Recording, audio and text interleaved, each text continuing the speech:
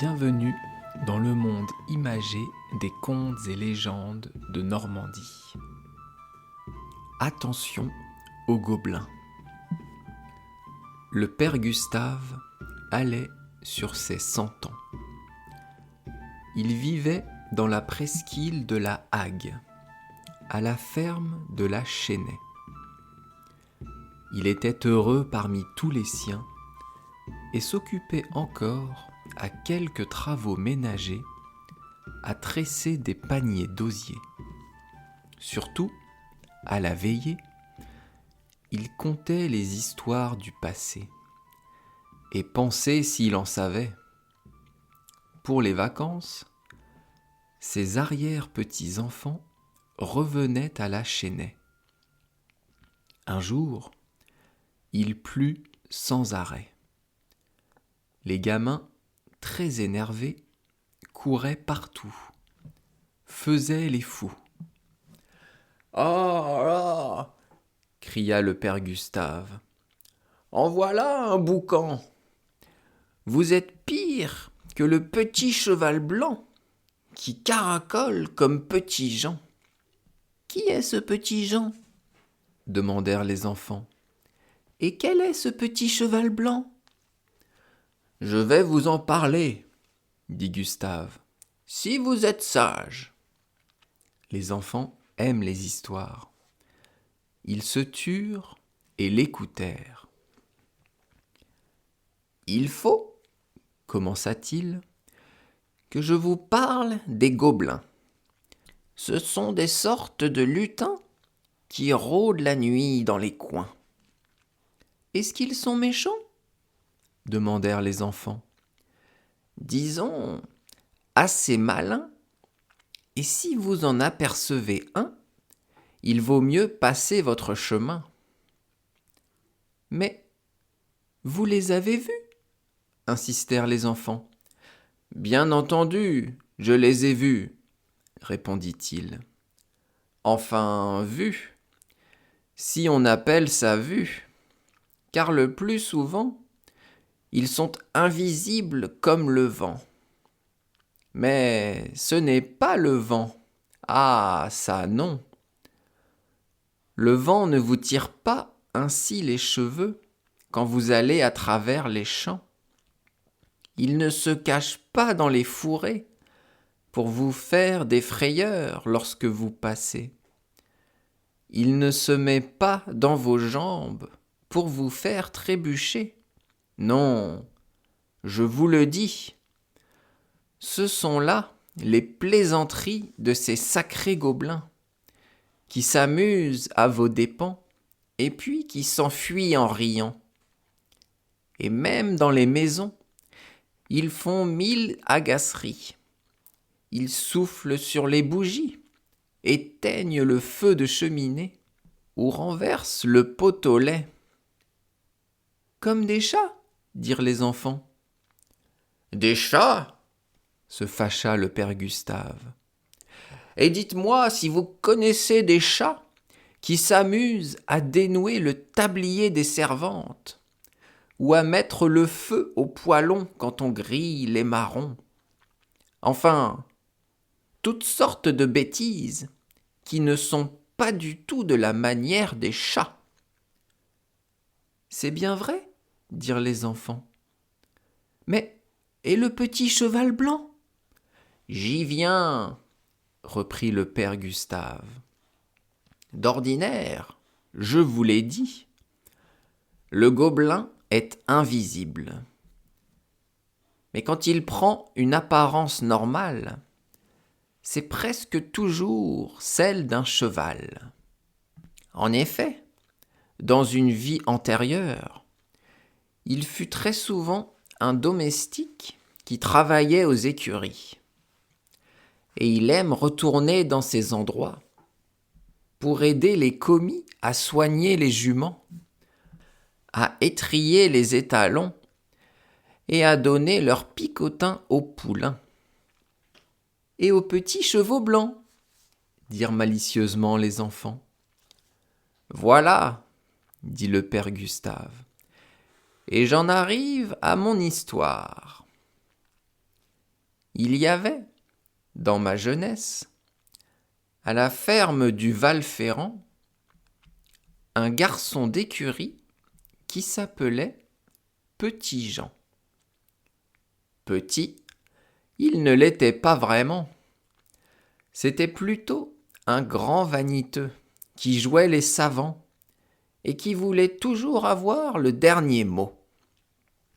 Il s'en prenait sans cesse aux gobelins, auxquels il ne voulait pas croire. « Ah, j'aimerais les voir un jour, clamait-il. Je n'en aurais pas peur, croyez-moi.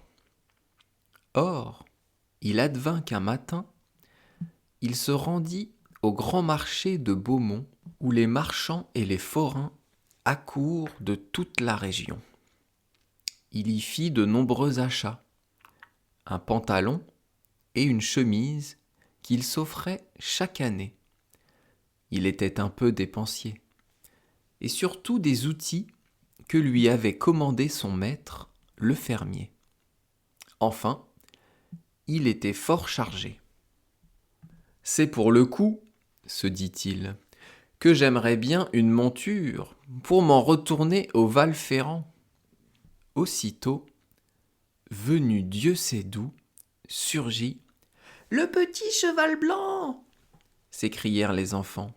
« Vous avez deviné, dit le père Gustave, car vous êtes malins comme des gobelins. » C'était lui, en effet, un adorable petit cheval, de fière allure, qui avait un joli visage d'humain et la frimousse rieuse d'un gamin.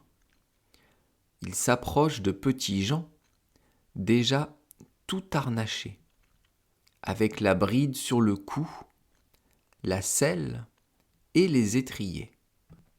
Il tourne autour de notre homme, lui fait 1000 gracieusetés. Le ballot n'en croyait pas ses yeux et s'en trouvait tout réjoui. « Voilà !» cria-t-il à l'assemblée. « Voilà ma monture attendue. Il suffit de demander et hop, elle vient à votre service. Un vrai miracle, assurément. » Et plutôt satisfait de son petit effet, il demanda à l'animal : « Veux-tu, gentil cheval blanc, me ramener au Val-Ferrand ?» Le petit cheval hoche du col et frappe le sol de ses sabots, ce qui, en langage de chevaux, veut dire oui, tout simplement. « Voici, continue Petit Jean, un animal fort complaisant, une bête très obligeante. Je vais l'enfourcher sur le champ. » Aussitôt dit, aussitôt fait.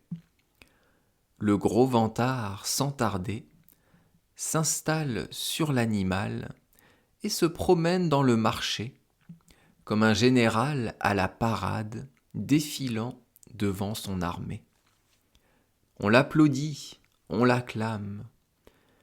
Les plus vieux, pourtant, sourient de voir ce prétentieux faire ainsi l'âne sur son cheval. Ils soupçonnent quelque ruse. Ils ont bien raison, les vieux, car soudain, l'animal s'emballe et détale au grand galop. Il fait, plus rapide que l'éclair, 3 fois le tour de la place. Petit Jean n'est plus si fier. Il devient blanc. Il devient vert. Le petit cheval en folie se met à ruer des 4 fers. Il piaffe, saute et caracole, et secoue tant Petit Jean que patatras, voilà le cavalier qui tombe du cheval. Vous pouvez imaginer comme on s'amusa dans le marché de voir cet idiot par terre, le derrière dans la poussière. Quant au petit cheval, il disparut aussitôt dans un grand éclat de rire. Si, c'était bien un rire. Le rire du gobelin pardi, qui s'était vengé, ainsi, des mauvais propos du commis. Pauvre, pauvre petit Jean, dirent les enfants indulgents. Est-ce qu'il s'était fait très mal? Mal, ça, je ne sais pas. Il n'eut garde de se plaindre, mais il resta fort déconfit de cette aventure. Dans les villages, on n'oublie rien. Il fut vite la risée des gens. On lui donnait sans arrêt des nouvelles des gobelins et de son petit cheval blanc. Enfin, on ne cessait de se moquer. Il en devint tout triste. À quelque temps de là, son maître, le fermier du Val-Ferrand, le vit la nuit dans sa cour. Il galopait comme un forcené, en soufflant et en hennissant. Le maître descendit pour voir ce qui arrivait à son commis. Mais lorsqu'il voulut lui parler, impossible de l'approcher. Il avait l'écume à la bouche, comme un cheval qui prend le mors aux dents. Il lança au fermier un regard si méchant que celui-ci prit peur et remonta se coucher. Le lendemain, lorsqu'il l'interrogea, Petit Jean se fâcha. Il ne se souvenait de rien. Et c'étaient là des histoires inventées pour le ridiculiser, prétendait-il. Cette diable de rage s'empara de plus en plus souvent de lui.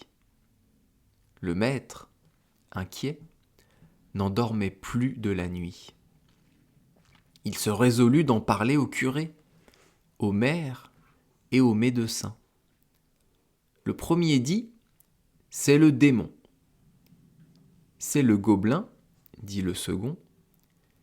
Il a perdu la raison, dit enfin le médecin. De cela, chacun en convint. Petit Jean était devenu fou, fou à lier et à enfermer. On le plaça à l'asile de Pont-l'Abbé, où, dit-on, il passait ses journées à trotter le long des murs et à insulter, quand on l'approchait, les chevaux, les gobelins et les infirmiers. Voilà pourquoi au pays, plus que jamais, on se méfie des gobelins qui rôdent la nuit. Et voilà pourquoi, les enfants, lorsque vous gigotez tout le temps, les parents vous traitent de petit cheval blanc qui caracole comme petit Jean.